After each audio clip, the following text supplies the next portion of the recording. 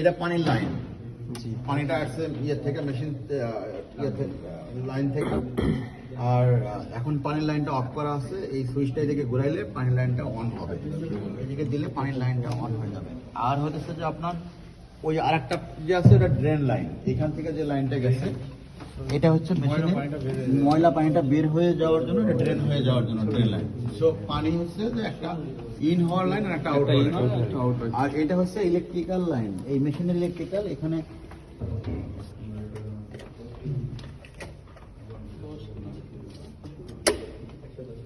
আচ্ছা এখানে, হ্যাঁ এখানে দিলে পাওয়ার দিলে মেশিনটার পাওয়ার হচ্ছে যে পেয়ে যাবে।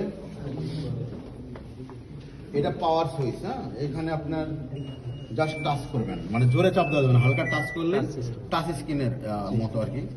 আপনার একটু সময় নেবে এটা অন হইতে। আর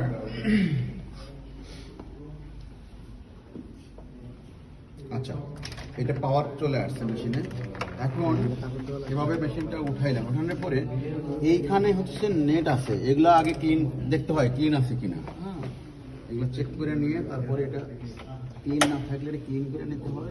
কারণ লিন, ময়লা লিন, কাপড়ের যে লিনগুলো এগুলো এখানে হচ্ছে জমা হয়। যখন ওই যে এটা ওয়াশ হয়, ওয়াশার পরে পানির সাথে লিনগুলো এসে এই জায়গাগুলোতে আবার জমা হয়।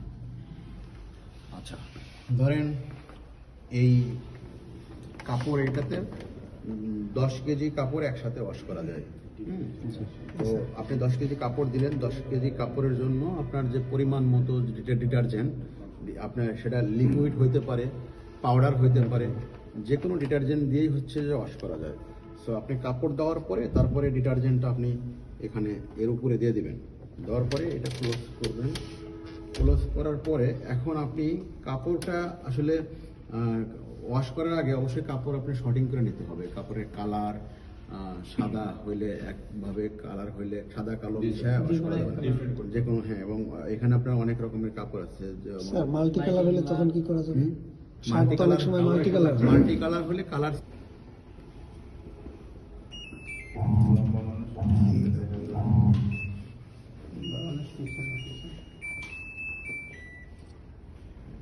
এইখানে আপনার হচ্ছে যে আচ্ছা করলেন, পাওয়ার আসার পরে আপনার